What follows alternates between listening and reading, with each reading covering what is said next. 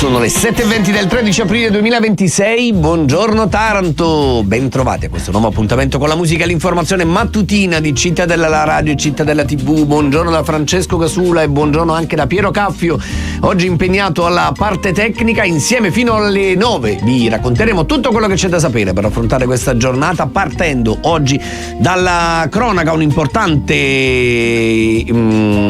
blitz è in corso di esecuzione in questo momento nel Tarantino, fa riferimento a un vecchio omicidio, un omicidio commesso nel 2013, è rimasto per 13 anni senza presunti colpevoli, un cold case, un caso irrisolto che i carabinieri, la direzione distrettuale antimafia di Lecce e la procura di Taranto sono convinti di aver risolto, portando in carcere 2 persone. Vi daremo naturalmente tutti gli aggiornamenti nel corso di questa edizione di Buongiorno Taranto. I dettagli poi saranno illustrati questa mattina da i magistrati e dai carabinieri in una conferenza stampa in programma alle 10:30 al comando provinciale dei carabinieri. Ma poi parleremo anche di Taranto Calcio, perché ieri vittoria sofferta con il Taurisano, una vittoria che comunque non è stata bellissima, ma serve, fa punti, fa morale, soprattutto serve a non perdere la testa della classifica. Ne parleremo come al solito col nostro Francesco Friuli, ascolteremo poi le voci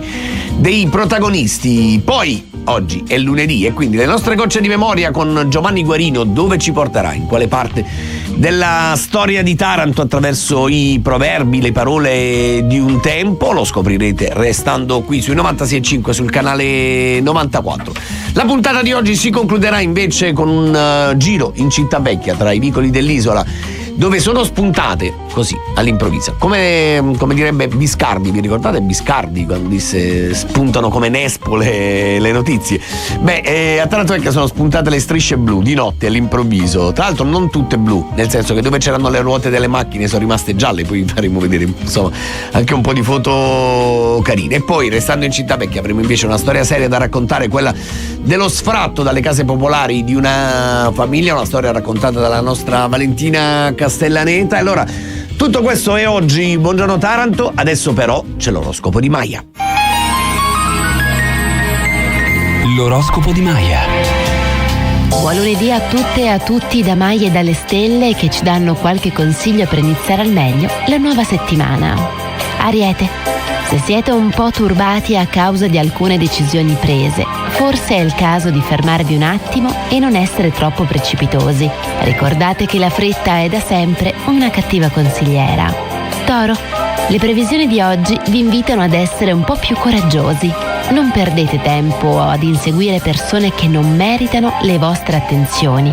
Siate più sicuri di voi e più concreti. Gemelli, buon momento per mettere da parte l'orgoglio e concentrarvi un po' di più su ciò che di bello la vita vi sta donando. Cogliete al volo certe occasioni senza pensarci troppo su. Cancro, in amore dovete essere un po' più aperti e sinceri. Non siate troppo impulsivi, soprattutto per quanto riguarda alcune decisioni da prendere nella sfera professionale, in merito al vostro futuro. Leone, cercate di essere un po' più equilibrati e obiettivi dinanzi alle decisioni da prendere. Non fatevi guidare solamente dal vostro istinto. In amore è tempo di essere più risoluti. Vergine, alti e bassi dal punto di vista dei rapporti di coppia. Se vi sentite un po' messi in discussione, forse sarebbe opportuno affrontare la cosa prima che si trasformi in un vero problema.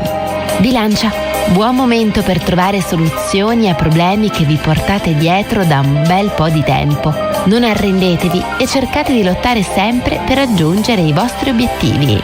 Scorpione, in amore ci sono delle scelte da fare. Per quanto riguarda la sfera professionale, invece, è importante essere determinati e non fermarvi dinanzi a niente e a nessuno. Sagittario, non perdete troppo tempo in chiacchiere.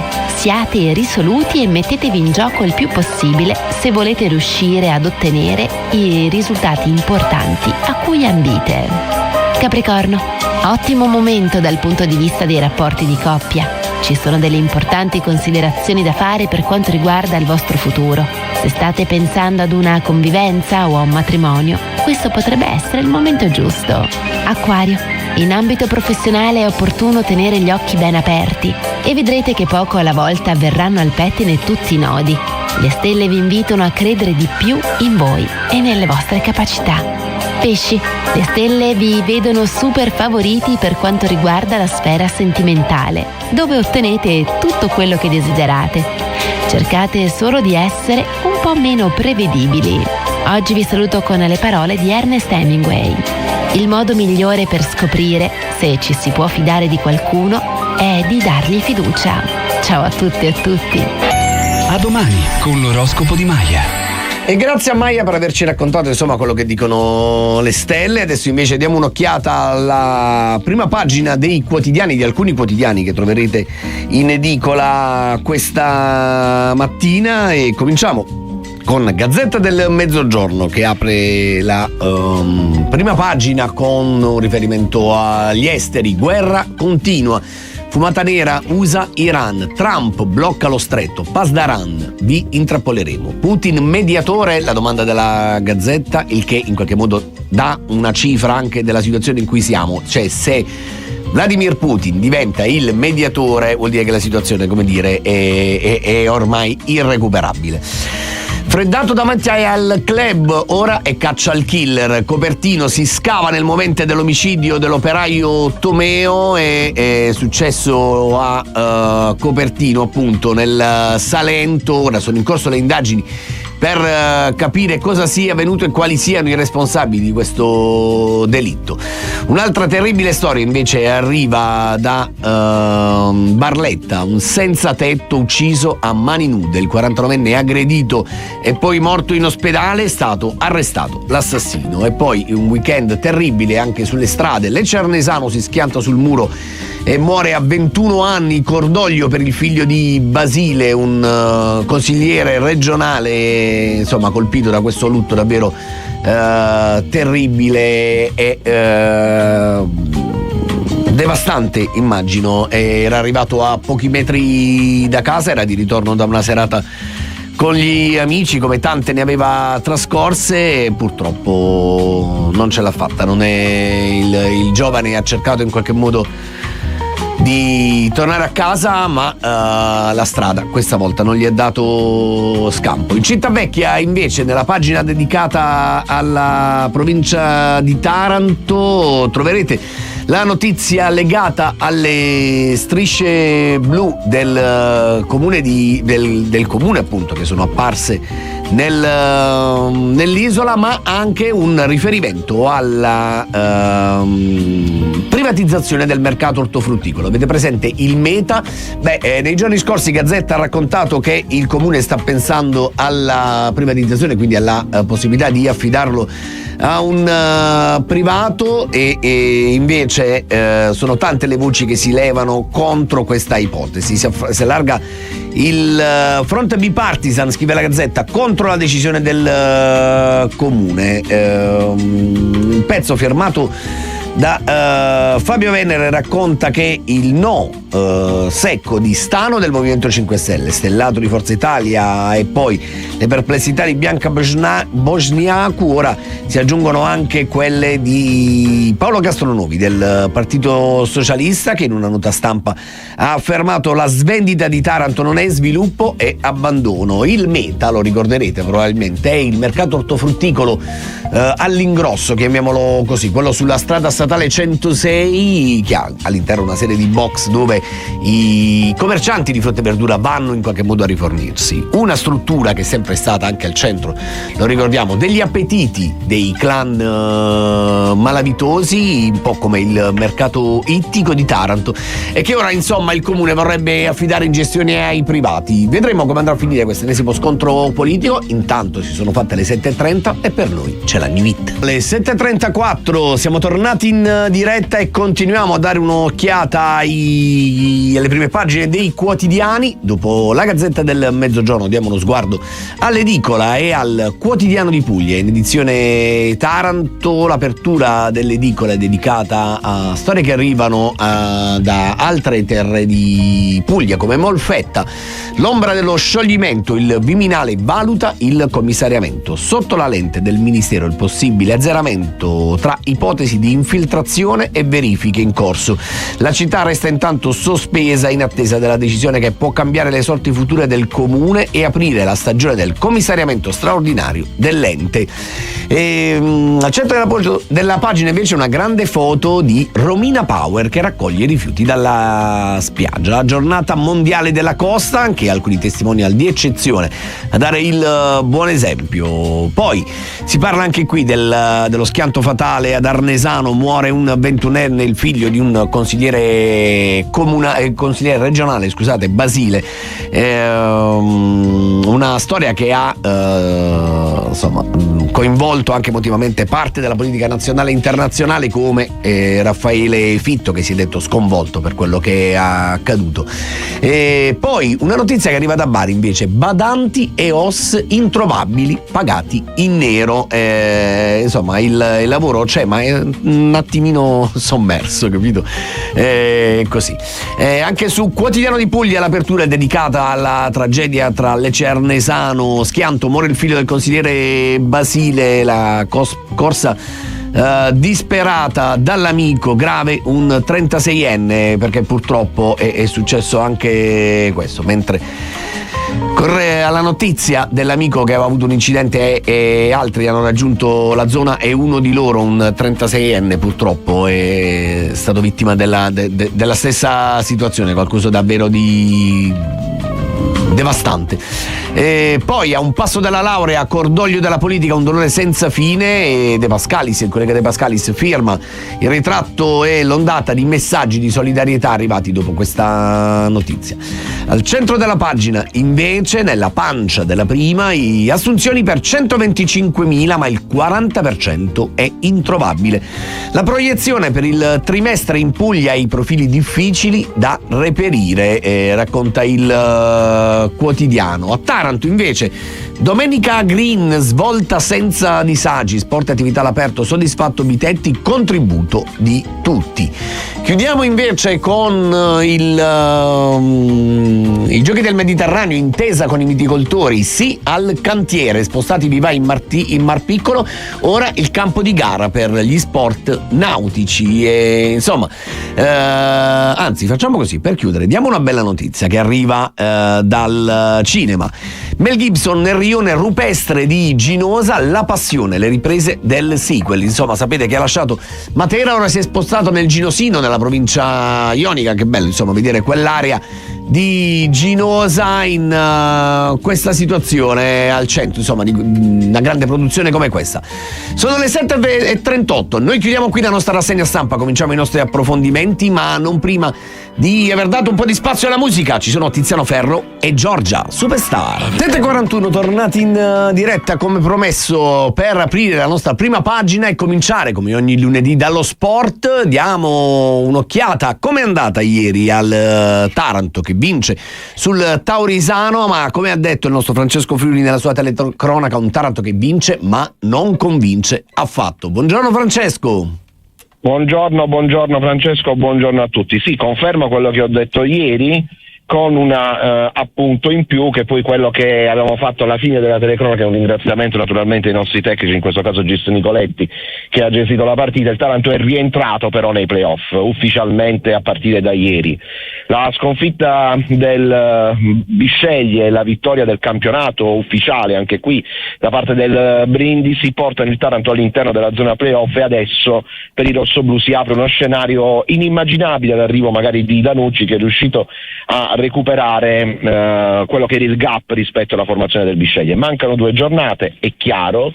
Il successo ieri per 1-0 sancito da Sansò dopo 45 secondi è un under che ha segnato per il Taranto. Stesso discorso era accaduto mercoledì contro il Massafra e Taurisano, battuti da 2 under, 6 punti col minimo sforzo ma il massimo rendimento possibile. Il Taranto è adesso dentro i playoff e aspetta con fiducia ciò che accadrà mercoledì, perché è bene ricordare e ribadire che mercoledì il Bisceglie gioca la semifinale di ritorno contro la formazione laziale della Boreale, si ripartirà dallo 0-0. In caso di successo del Bisceglie e di vittoria nell'altra semifinale dell'Alessandria sul Montecchio, il Bisceglie sarebbe a quel punto in Serie D matematicamente, quindi il Taranto sarebbe la prima dei playoff e pertanto i rossoblù avrebbero anche una posizione di vantaggio da difendere nelle ultime 2 giornate facendo 4 su 6 punti. Insomma, è cambiato tutto nell'arco di 90 minuti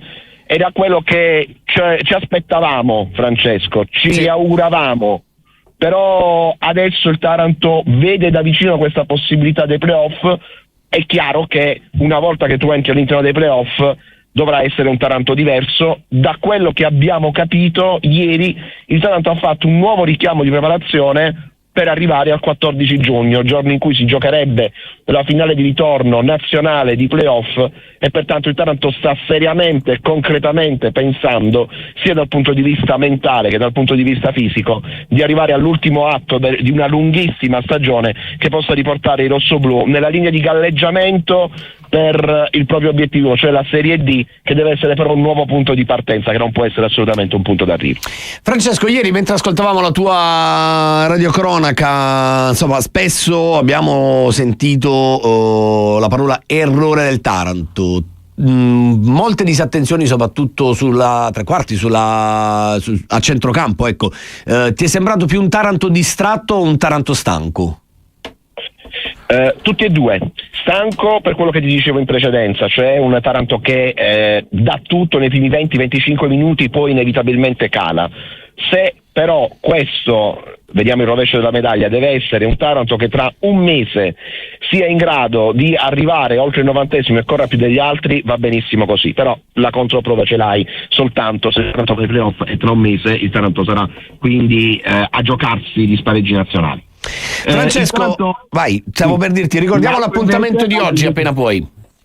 Sì. L'altro invece, sicuramente ci sono molti errori a centrocampo che abbiamo individuato in alcuni calciatori e lo valuteremo nel pomeriggio di quest'oggi in diretta alle 15 con Onda Rosso Blu, in replica poi alle 21 sul canale 94 del Digitale Terrestre, su Cittadella TV. Approfondiremo i temi che riguardano il Taranto dentro i playoff, il Martina con il Barletta che è a un passo dalla Serie C, e il Martina quindi soltanto con la Piazza d'Onore, ma parleremo tanto di basket e di calcio a 5, quindi appuntamento alle 15 e alle 21 in replica sul canale 94 Cittadella TV, Onda Rosso Blu. Grazie a Francesco Friuli e buon lavoro, Francesco.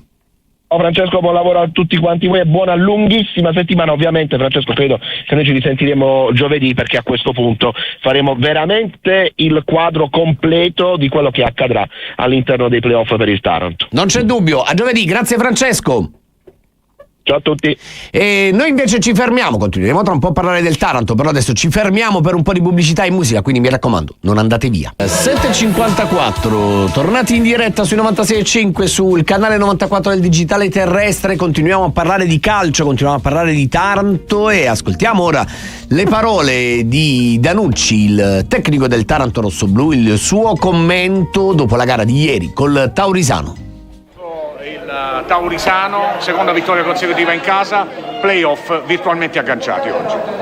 Sì, siamo molto contenti della vittoria, siamo molto contenti del fatto che comunque ora siamo pienamente artefici del nostro destino, quindi non dobbiamo sperare negli altri ma pensare soltanto a noi, quindi questo è molto importante. Abbiamo fatto una buona partita, abbiamo cominciato molto bene, dove nei primi 10 minuti abbiamo avuto diverse palle gol, poi dopo è uscito il Taurisano, non siamo stati brillantissimi dal punto di vista fisico, però sono molto contento di come i ragazzi hanno tenuto il campo, della voglia che ci hanno messo, abbiamo fatto una buona partita da questo punto di vista. I primi caldi poi sono un po' particolari.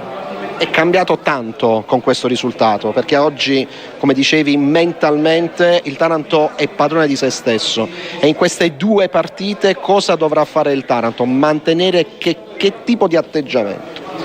No, dobbiamo innanzitutto in queste due partite ritrovare un po' di brillantezza, che dal punto di vista proprio della qualità del gioco, che ultimamente un po' dopo la sosta abbiamo un po' perso, quindi dobbiamo cercare di ritornare a essere brillanti, e poi dobbiamo fare quello che abbiamo sempre fatto, cioè dare il massimo, cercare di fare il massimo che possiamo. I ragazzi sono ragazzi che mi seguono molto, sono ragazzi che ci tengono molto, quindi da questo punto di vista sono molto tranquillo. Dobbiamo ora che siamo artefici del nostro destino, dobbiamo continuare a pedalare, cercare di migliorarci domenica dopo domenica, sperando di avere ancora tante partite davanti. È un Taranto concreto che bada meno all'estetica ma più al risultato, è quello che conta poi alla fine. Sì, diciamo che oggi abbiamo fatto gol subito dopo un minuto, questo ci ha naturalmente agevolato, poi dopo comunque ho contato almeno 4-5 palle gol nel giro di un quarto d'ora, poi dopo comunque è venuto il Tarisana. Il Tarisana è una squadra complicata da affrontare, ben messa in campo, una squadra che comunque ha degli ottimi elementi di categoria, quindi però alla fine penso che abbiamo rischiato 0, non mi ricordo parate di Mastrangelo. Naturalmente loro sono stati bravi a tenere palla, a far girare palla, potevamo naturalmente chiudere prima la partita e soprattutto gestire meglio qualche ripartenza dove potevamo fare più male. E allora, il resto delle dichiarazioni di Mister Danucci le ascolterete come tante altre oggi nel pomeriggio alle 15 sul canale 94 del digitale terrestre con Onda Rosso Blu, programma dedicato allo sport di Cittadella, condotto, come avete sentito prima, dal nostro Francesco Friuli. E adesso noi invece ce ne andiamo ad ascoltare un po' di musica. C'è la nostra Charlotte Cardin. Quando torniamo c'è un omicidio da raccontare. 7 minuti dopo le 8 siamo tornati in diretta sui 96.5 sul canale 94. Questa è Buongiorno Taranto, ben trovati da Francesco Casulla e da Piero Caffio alla parte tecnica. E allora adesso è il momento di raccontarvi alcuni dettagli dell'operazione compiuta questa notte dai carabinieri del nucleo investigativo del comando provinciale di Taranto. Sono 2 le persone arrestate con l'accusa di essere il mandante e l'esecutore di un omicidio irrisolto fino a questa mattina nel 2013. Si tratta del delitto di Martino Marangia, 50enne costruttore edile, ucciso a colpi di pistola nell'area di Pulsano, a poca distanza dalla sua abitazione. È un cold case, appunto, per tanti anni un caso sul quale non si era mai riusciti a fare piena luce. Una serie di indagini avevano portato a accendere i fari su Anselmo Venere, un 59enne di Pulsano che, lo ricorderete, è stato arrestato a dicembre in un'altra operazione che ha fatto luce su un giro di estorsioni del quale Anselmo Venere era, appunto, secondo la procura di Taranto e l'antimafia di Lecce, al centro di questo gruppo, di questa organizzazione. Le indagini già allora avevano fatto luce su Venere, che qualche tempo prima con Marangia aveva avuto una terribile discussione talmente elevata che a un certo punto Venere aveva organizzato una spedizione punitiva nei confronti di Martino Marangia, ma questi con la sua forza anche da muratore, mettiamola così, era riuscito non solo a sbaragliare gli avversari, ma anche a ferire lo stesso Venere e uno dei suoi uomini. Secondo quanto ricostruito dai carabinieri agli ordini del maggiore Gennaro De Gabriele, del capitano Vito De Cesare, coordinati dai pubblici ministeri Milton De Nozza dell'antimafia di Lecce, Francesca Colaci della procura di Taranto, la vendetta di Venere è maturata a distanza di qualche anno. Avrebbe, secondo le accuse, assoldato un sicario come Mimmo Campo di San Giorgio per eliminare fisicamente il costruttore. Una indagine inizialmente aveva già portato, come dicevo, ad accendere i riflettori su Venere di Pulsano, ma in realtà era stata archiviata perché basata sulle dichiarazioni di una serie di collaboratori di giustizia che però non erano bastate a trovare dei riscontri sulla vicenda, che si legavano in realtà anche alle voci raccolte in paesi a proposito dell'aggressione subita da Venere, però non erano emersi quegli elementi necessari per per poter emettere un'accusa formale. L'accusa così era stata archiviata. Nel corso invece dell'indagine, che come vi dicevo si è conclusa a dicembre con l'arresto di Venere, sono emersi nuovi dettagli che hanno consentito di quadrare il cerchio. Altre intercettazioni in cui uomini particolarmente vicini e particolarmente fidati di Anselmo Venere sostanzialmente raccontano che era proprio lui il mandante di quell'omicidio del costruttore edile. Elementi che hanno fatto il paio con le dichiarazioni dei collaboratori di giustizia, altri elementi che i carabinieri avevano già messo insieme e che ora finalmente hanno portato a una misura cautelare. La DDA di Lecce e la Procura di Taranto hanno chiesto l'arresto in carcere per Mimmo Campo e per Anselmo Venere. Il GIP Alcide Maritati nei giorni scorsi ha firmato e depositato l'ordinanza di custodia cautelare, quindi questa mattina l'esecuzione da parte dei militari dell'Arma. Una vicenda che insomma racconta come anche a distanza di 13 anni un delitto come quello di Martino Marangia non resta irrisolto, ed è forse proprio su questo che alle 10:30 durante una conferenza stampa il procuratore di Taranto Eugenia Pontassuglia insieme al sostituto Francesca Colaci e il procuratore di Lecce il dottor Capoccia insieme al sostituto della DDA Milton De Nozza e i vertici dell'Arma provinciale racconteranno insomma i dettagli di questa indagine, di questa operazione, un'operazione che in qualche modo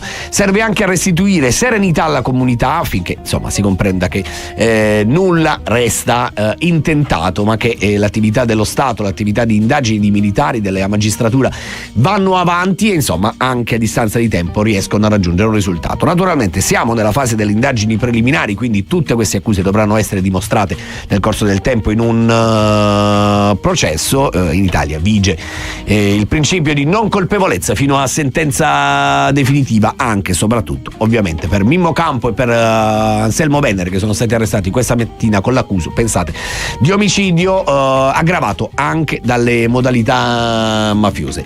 Vi daremo altri dettagli sulla vicenda nel corso di Buongiorno Taranto. Adesso però ci fermiamo un attimo e diamo spazio un po' alla musica. Quando torniamo però non dimenticate che ci sono le nostre gocce di memoria, c'è il nostro Giovanni Guarino che ci porterà indietro nel tempo attraverso la lingua, attraverso il dialetto, ma ora c'è Sara Toscano. I Twins alle 8:25 tornati in diretta e come tutti i lunedì è il momento delle gocce di memoria.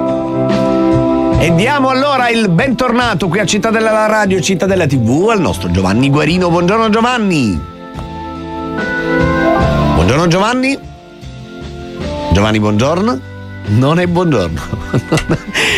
È bellissimo, perché vado così convinto e poi non me lo fate trovare? Perché questi scherzi all'inizio della settimana che insomma mi rovinano anche il morale un po'? Ci riproviamo, devo fare lo stesso tono allegro e come tutti i lunedì allora diamo il bentornato al nostro Giovanni Guarino. Buongiorno Giovanni.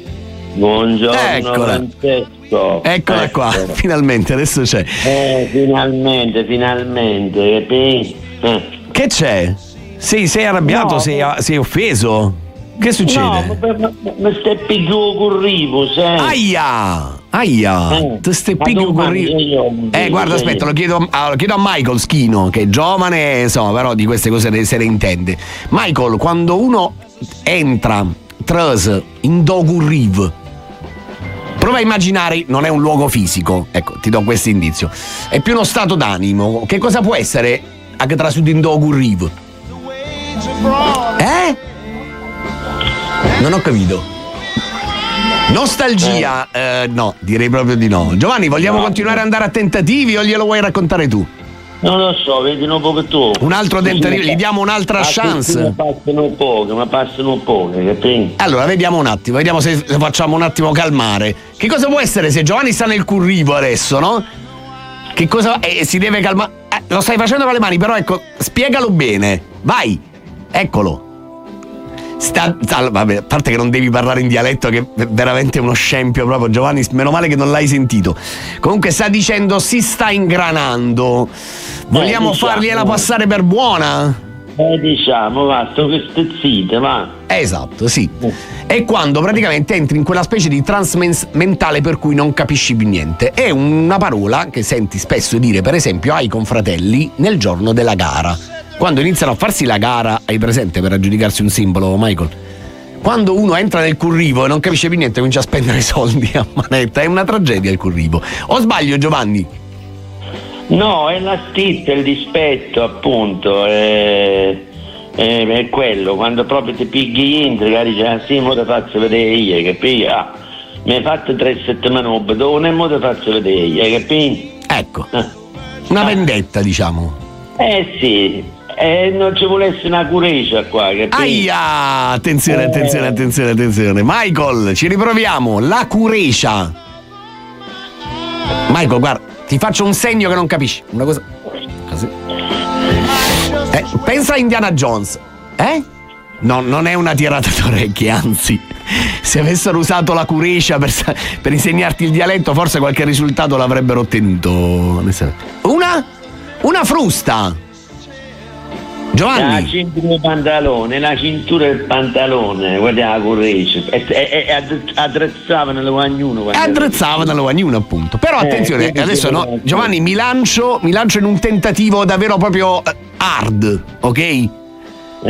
Aughine è una da cosa, però. Occhio.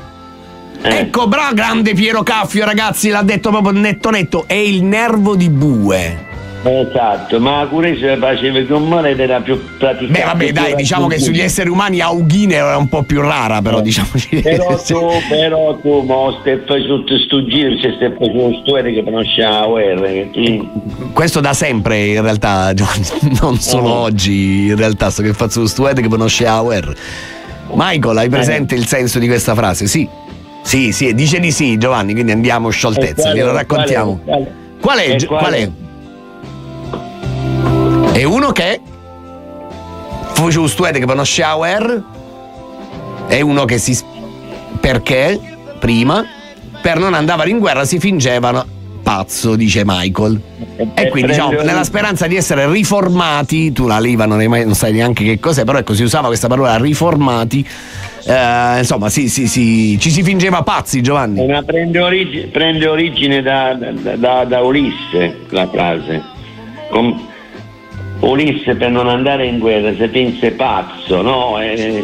Invece poi andò un certo Palamede che gli disse: sì, tu sei pazzo, mo vediamo. Gli mise Telemaco davanti all'aratro, perché lui stava arando il campo, fischiettando e cantando. Quando si trovò il figlio davanti, si fermò di colpo e lo prese in braccio e disse Palamede: che giusto che conosce la guerra, allora. Chissà se Omero l'ha scritta esattamente così come l'abbiamo pronunciata. Diciamo che questo un po' era il pensiero, insomma. Va bene, e allora Giovanni, noi abbiamo un ultimo minuto per diciamo. Teneve tanta voglia di lasciare la orma stamattina. No, Giovanni, dai, non ci provare, Giovanni, non ci provare. Sì, ne vedi. Giovanni, allora facciamo così. Michael, sei mai stato lasciato a Urma? Urma non è una località ridente di qualche posto esotico dove la gente ti ha portato, diciamo, è uno stato nel quale ti trovi se giochi a un re. Hai mai giocato a Padrone Sot? No, non ha mai giocato neanche ragazzi, possiamo Piero, diamo la sigla, chiudiamo tutto, per favore, andiamo via, perché l'origine della Urmo deriva dal fatto che prima i mercati si facevano all'ombra degli olmi e chi non faceva trattativa, perché poi dopo aver fatto l'acquisto o la vendita si andava a bere, e chi non aveva fatto niente invece rimaneva sotto all'orme, capito? E a così avrebbero umani a te. Grazie, ma Michael ce l'ha con te, non con me stavolta, Va bene Giovanni, grazie come sempre, è stato bellissimo anche questo lunedì, ci rivediamo lunedì prossimo, mi raccomando. Grazie, ciao Giovanni. Noi tra un po' vi diamo le ultime informazioni sul blitz di questa mattina dei Carabinieri, quindi restate con noi, non andate via. Alle 8.36, pronti per darvi un ultimo aggiornamento rispetto agli arresti fatti questa mattina dai Carabinieri del nucleo investigativo di Taranto a proposito di un omicidio compiuto nel 2013, l'omicidio di Martino Marangia, 50enne, costruttore edile ucciso a colpi di pistola, caso rimasto finora irrisolto, per il quale, come vi abbiamo raccontato, sono in in carcere da questa mattina Mimmo Campo, 59 anni, di San Giorgio, e Anselmo Venere, 59 anni, di Pulsano, rispettivamente esecutore e mandante del delitto. Venere in realtà era già in carcere da dicembre scorso con un'altra operazione della Procura di Taranto e dell'antimafia di Lecce. Determinanti in questa vicenda sono state le dichiarazioni del collaboratore di giustizia Giorgio Tocci di San Giorgio, un uomo con un passato particolarmente complicato dal punto di vista giudiziario e che dopo gli arresti nel corso dell'operazione Taros ha scelto di collaborare nuovamente con la giustizia, perché l'aveva già fatto, poi era tornato a delinquere, insomma non ha mai avuto accesso al programma di protezione come collaboratore, però ecco, le sue dichiarazioni sono servite per esempio per il Blitz Taros 2, portare alla luce il giro importante di droga che faceva Marcello Lucchese a San Giorgio. E proprio Marcello Lucchese nella vicenda dell'omicidio di Martino Marangi avrebbe avuto un ruolo, secondo le dichiarazioni del collaboratore di giustizia e secondo la DDA di Lecce, la procura di Taranto, perché avrebbe fornito un alibi a uno dei due indagati, avrebbe sostanzialmente dichiarato che si trovava in quella zona in quel momento all'ora dell'omicidio. Insomma, l'inchiesta è particolarmente ampia, particolarmente complicata, ve ne daremo conto nel resto della giornata nel corso del telegiornale e non solo, quindi mi raccomando, non andate via, restate con noi, vi lasciamo in compagnia di Fulminacci e la sua stupida sfortuna. Stavo per fare una richiesta a Piero mentre sono andato in onda, però te lo chiedo dopo, mi era venuto, non so perché, avevo fatto questo collegamento mentale Willy Peyote, Sanremo dell'anno scorso, non so perché sono passato da Fulminacci a lui così in un attimo, vabbè, ma insomma ne riparliamo. E adesso invece ce ne andiamo giù nella città vecchia di Taranto, dove qualche giorno fa gli abitanti si sono svegliati e le loro strisce bianche, scusate, quelle gratuite, erano diventate strisce blu, così all'improvviso, non tutte oggettivamente. Poi vi facciamo vedere alcuni dettagli molto interessanti, ma intanto ci racconta cos'è successo la nostra Valentina Castellaneta. Ieri per noi è stata la mattina di Natale, siamo svegliati e abbiamo trovato alcune strisce blu. È successo ieri mattina in alcuni punti di via Garibaldi, alcuni parcheggi la sera gratuiti, la mattina sono diventati blu senza un preavviso. Un cambiamento scritto nella delibera numero 27 del 5 febbraio scorso che sancisce la sosta a pagamento nell'area della città vecchia. Per ora però la segnaletica orizzontale sembra aver cambiato colore a singhiozzo solo in alcuni punti di via Garibaldi e nella piazzetta antistante la chiesetta di San Giuseppe. Eppure mancano i cartelli, ha denunciato Anna Rita Casula Milfa, presidente del comitato cittadino di Città Vecchia. Non essendo stati avvisati, nessuno ha spostato le auto, per cui alcuni stalli vedono delle strisce che a un certo punto, quando arrivano alla ruota dell'auto, si interrompono, per poi riprendere quando subito dopo la ruota posteriore. Nessuno aveva avuto la decenza di avvisarci. Al momento abbiamo chiesto all'assessore Patronelli di fissare una riunione con Chima Mobilità, anche per capire i tempi e poi tutto l'iter che le famiglie del residenti devono seguire per ottenere il pass gratuito, sperando sempre che questo sia previsto. Una delibera di giunta in via sperimentale, ha detto l'assessore all'urbanistica Giovanni Patronelli. A breve andremo in approvazione in Consiglio Comunale. Cosa si vorrà fare? Si vorrà dare soprattutto un'attenzione particolare ai residenti. Completate le strisce blu, verranno installati i parchimetri, 5 parchimetri nell'isola. Installata la nuova segnaletica verticale, faremo un incontro con la cittadinanza per illustrare quale sarà il procedimento e quali gli atti, i moduli da compilare con gli allegati documenti affinché si possa rilasciare il pass ai cittadini, e poi successivamente partiremo con l'isola, la nostra città vecchia, tutta striscia blu con pass residenti. Un cambiamento che i residenti hanno preso con favore, ha spiegato Casula Milfa, perché richiesto da loro, visto che i lavoratori e i residenti del borgo tendono a cercare parcheggio da questa parte del ponte. Ci tengo a ribadire che la proposta dei residenti era stata diversa, cioè prevedere degli stalli riservati esclusivamente ai residenti.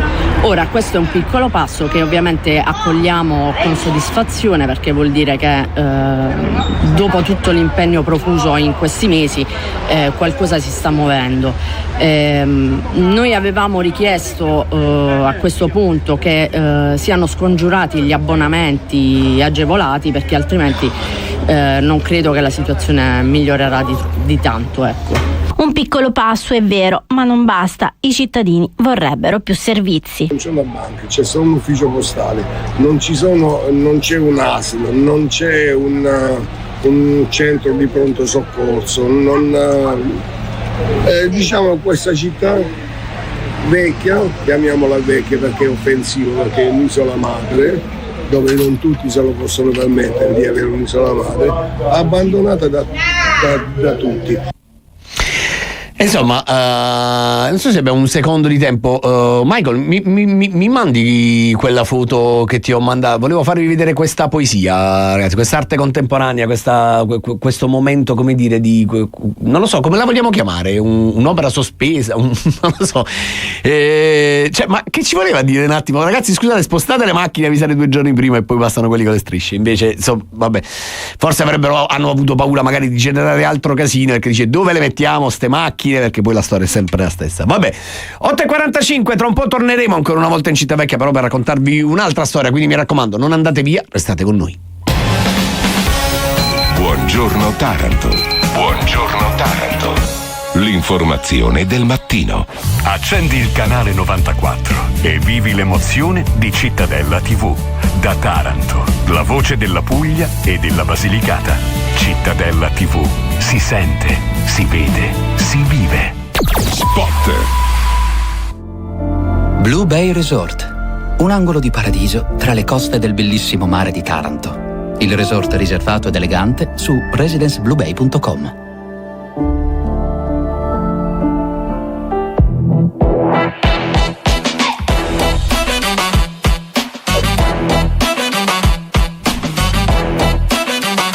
Ego Food Festival. Cozza, pizza, dinner incredibile.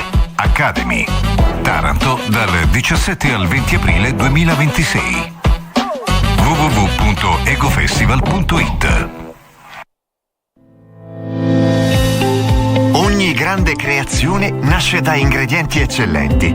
Per gelaterie, pastifici, pizzerie e panifici, Avisud SRL è il partner dei professionisti. Materie prime selezionate e semilavorati di qualità, con la garanzia dei grandi marchi Fabbri e Molino Bongiovanni Torino. La tua passione, la nostra professionalità. Avisud, la tua risorsa di fiducia. San Giorgio Ionico, Taranto. Telefono 329 83 39 094. Umberto@umbertoyahoo.it. Avisud porta qualità al tuo lavoro ogni giorno.